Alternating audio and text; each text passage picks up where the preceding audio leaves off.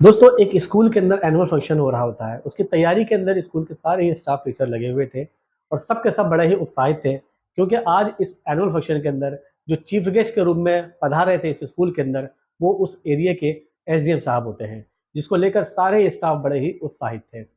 SDM साहब की गाड़ी तय समय के पर स्कूल के गेट के पास में आकर रुकती है। महिला टीचर सबसे पहले उस एसडीएम साहब के स्वागत करने के लिए स्कूल के गेट तक पहुंचती है। एसडीएम साहब जैसे ही अपनी गाड़ी से उतरते हैं और स्कूल के गेट पर एंट्री करते हैं, जैसे ही ये महिला टीचर उस एसडीएम साहब को देखती है, मानो उसको देखने के बाद इसके पैरों को नीचे के जमीन हिल जाती है। तो ये एसडीएम साहब कोई और नहीं, इस महिला टीचर के वही पति थे जिसको इस महिला टीचर ने 4 साल पहले तलाक दे दिया। तो क्या है पूरा माजरा, क्या है पूरी कहानी, हम सब जानेंगे इस वीडियो के अंदर। आपसे गुजारिश है कि आप इस वीडियो में बने रहें और अगर आप लोग इस चैनल के ऊपर नए हैं तो इस चैनल को जरूर सब्सक्राइब करते हुए चले। दोस्तों मेरा नाम है अब्दुल जब्बार और आप लोग देख रहे हैं न्यूज शेल्टर। दोस्तों ये दुख भरी और प्रेरणादायक कहानी है बिहार की, जहां पर सोनम और पंकज साथ में एक ही क्लास के अंदर पढ़ रहे होते हैं। अब धीरे धीरे पढ़ते पढ़ते ये लोग साथ में ग्रेजुएशन तक पहुंच जाते हैं, क्योंकि ये लोग साथ में ही शुरू से पढ़ते हुए आ रहे थे। इन दोनों के माँ बाप एक दूसरे को भली भांति जानते थे। ये दोनों इन दोनों के माँ बाप मिलकर इन दोनों की शादी की बात चलाते हैं। जब शादी की बात सोनम को पता लगती है कि मेरी शादी पंकज से हो रही है, तो वो पंकज से एक शर्त रखती है, आज मेरी चाह है कि मैं शादी के बाद भी पढ़ाई करूं। पंकज उस सोनम से बहुत प्यार करने लगा था और उसकी इच्छा को पूरी करने के लिए हर एक कोशिश करने के लिए वो तैयार था। पंकज ज्यादा अमीर नहीं था, इसकी छोटी सी एक फैमिली थी और ये किसान परिवार से बिलोंग रखता था। इसके पिताजी किसान थे, इनकी छोटी सी वहां पर जमीन थी। दोस्तों पंकज और सोनम की शादी हो जाती है। शादी होने के बाद कुछ दिनों से मामला बहुत सही चलता रहता है, दोनों की शादी सुखमय तरीके से बीत रही होती है। दोनों की शादी के कुछ समय के बाद सोनम उससे कहती है कि पंकज मुझे बीएड के अंदर दाखिला लेना है। पंकज उसकी हर एक ख्वाहिश को पूरा करने के लिए उतारू था, हर एक चाहत को पूरा करने की कोशिश किया करता था। पंकज कहता है कि क्यों नहीं, आप तुम बीएड के अंदर दाखिला ले लो, इसके लिए पैसों की जो भी जरूरत पड़ेगी तुम चिंता मत करो, मैं कहीं ना कहीं से करके इंतजाम कर लूंगा। दोस्तों बीएड के अंदर दाखिला करने के लिए भारी एक मोटी रकम की जरूरत थी और इस मोटी रकम को जुटाने के लिए पंकज पूरी जी जान लगा देता है। पंकज भले ही एक मजदूर था, लेकिन उसकी जो चाहत थी अपनी बीवी की हर एक ख्वाहिश को पूरी करने की होती है।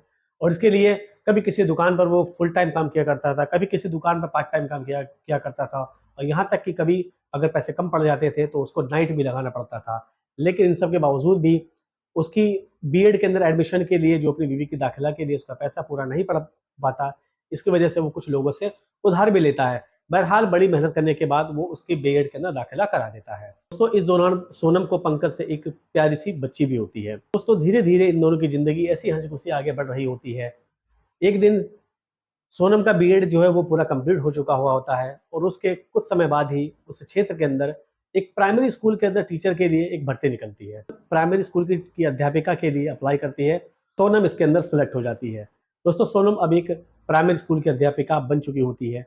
जब पंकज को ये मालूम होता है कि सोनम उसकी जो बीवी है वो एक अध्यापक बन चुकी है होती है, तो उसकी खुशी का ठिकाना नहीं होता।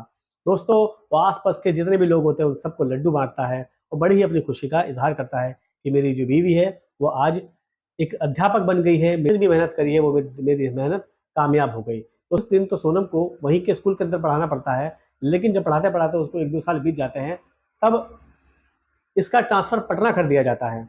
अब पटना से जहाँ पर ये लोग रह रहे थे वो काफ़ी दूर था, तो आने जाने में बहुत उसको दिक्कत हो रही थी। तो ये उदास हो जाती है, तो पंकज उससे कहता है कि सोनम उदास होने की जरूरत नहीं है, मैं तुम्हारे चेहरे पर उदासी नहीं दे सकता। एक काम करो, तुम पटना ही चली जाओ और वहां पर एक छोटा सा क्वार्टर वगैरह एक रूम लेकर वहां पर। सोनम को पंकज की ये बात बहुत अच्छी लगती है और वो अपना सामान वगैरह लेके, अब धीरे धीरे सोनम के व्यवहार के अंदर चेंजिंग पना आने लगा था। क्योंकि जैसे ही उनके जो कलीग वगैरह होते थे, उनके साथ के जो अध्यापक होते थे, उनको मालूम लगता था कि इसका पति एक मजदूर है, तो उसको बड़ी ही ओछी नजर से लोग दिखा करते थे। ये बात सोनम को अंदर ही अंदर चुभ रही होती है। धीरे धीरे वो पंकज का, जब कभी कभार अगर पंकज उसको फोन करता था तो वो फोन भी उसका नहीं उठाती है और कोशिश करती थी कि उससे बात ना ही किया जाए। दोस्तों सोनम की जो बेटी होती है वो पंकज के पास में ही होती है और वहीं पर अपनी दादी के साथ में रहकर वो पल बढ़ रही होती है। अब पंकज जब भी उसको फ़ोन मिलाता था तो वो कभी फ़ोन उसका स्विच ऑफ जाता था, कभी अगर फ़ोन घंटों घंटी बजती रहती थी, लेकिन सोनम नहीं उठाती थी। ये व्यवहार पंकज को बड़ा अजीब-सा लगने लगा था। 1-2 बार कभी उसने इस चीज़ की बात भी कही कि सोनम मुझे लगता है कि तुम बदलने लगी हो, तुम मेरा फ़ोन भी नहीं उठाती हो। तो सोनम कहती है ऐसी कोई बात नहीं है, मैं यहाँ पर बच्चों को पढ़ाती हूँ और पढ़ाने के दौरान मैं बिजी रहती हूँ, इसलिए मैं तुम्हारा फ़ोन नहीं उठाती हूँ। दोस्तों एक सुबह अचानक पंकज को किसी काम के लिए उसको फ़ोन करना पड़ता है और सुबह से उसके फ़ोन की घंटी बज रही होती है, लेकिन सोनम उसका फ़ोन नहीं उठाती है। अब पंकज को चिंता होने लगती है कि कहीं उसके साथ में कोई घटना तो नहीं घट गई। ये सोचकर जो उस एड्रेस था पटना का जिस क्वार्टर में वो जिस रूम के अंदर वो रह रही थी, वहाँ पर दोस्तों ये पंकज सुबह 9 बजे के आस-पास वहाँ से बस पकड़ता है और जब पटना पहुँचता है तो रात के 8 बज चुका हुआ होता है। दोस्तों काफ़ी अंधेरा हो चुका होता है वहाँ पर। एड्रेस तलाश करते-करते उसको रूम तक पहुँचता है। जब उसके रूम का वो पहुँचता है तो रूम का गेट बंद होता है और जैसे ही खटखटाता है, सोनम आके गेट खोलती है। सोनम अचानक से इसको पंकज को देखकर बड़ा ही भौचक्का रह जाती है, बड़ा ही हैरान रह जाती है और जैसे ही गेट पूरा और खुलता है, तो पंकज का ये देखकर आश्चर्य का ठिकाना नहीं होता कि उस रूम के अंदर एक लड़का पहले से ही मौजूद था। दोस्तों, पंकज हिल जाता है और एकदम सोचने पे मजबूर हो जाता है। बहुत सारे उसके मन में सवाल थे, लेकिन सिर्फ एक ही पूछता है कि आखिर ये लड़का कौन है? तो सोनम हड़बड़ाते हुए कहती है, "नहीं, नहीं, ये लड़का कोई नहीं, हमारे स्कूल के साथ का हमारे अध्यापक हैं और ये मेरे साथ में यहाँ पर मेरी मदद करने के लिए आए हैं।" पंकज समझ जाता है कि ये अध्यापक रात में ऐसी कौन-सी मदद करने के लिए यहाँ पर इसकी आया हुआ है। पंकज इस बात पे गुस्सा हो जाता है, आवाज़ को और ऊँची करके इसको पूछने लगता है कि, "मुझे सच-सच बताओ कि आखिर ये लड़का कौन है?" सोनम को भी गुस्सा आ जाता है और ये कहती है कि इस लड़के से मैं प्यार करती हूँ, ये हमारे स्कूल के एक अध्यापक है। तुम शादी करके तुम्हें फँस गए, तुम एक मज़दूर हो और मैं एक अध्यापक हूँ। हम दोनों के बारे में अगर कोई बात करता है, तो मुझे बड़ा अजीब-सा लगता है कि मैं एक मज़दूर की बीवी हूँ। ये हमारे साथ के अध्यापक हैं, इनसे मैं प्रेम करती हूँ और अब मैं इन्हीं के साथ में रहूँगी, तुम मुझे तलाक दे दो। ये बात सुनकर पंकज बड़ा उदास हो जाता है और उल्टे पैरी वहाँ से वापस अपने गाँव आ जाता है। उसके कुछ दिनों के बाद पंकज तलाक के पेपर इसके पास में भिजवा देता है। इन दोनों के बीच में तलाक हो जाती है और फाइनल ये होता है कि जो उसकी बेटी है वो पंकज के पास में ही रहेगी। दोस्तों सोनम के धोखा देने के बाद पंकज को अंदर तक हिला के रख देती है। उसके बाद में ये अपनी पढ़ाई को फिर से पूरी करने की ठानता है और अपनी जमीन का एक छोटा सा टुकड़ा बेचकर अपनी पढ़ाई को आगे जारी कर देता है। 4 साल के बाद पंकज अपनी जी तोड़ मेहनत करने के बाद वहाँ का एक एसडीएम बन गया था। दोस्तों इसकी पोस्टिंग एक गाँव के अंदर हो जाती है और उस गाँव के अंदर एक दिन एनुअल फंक्शन हो रहा होता है।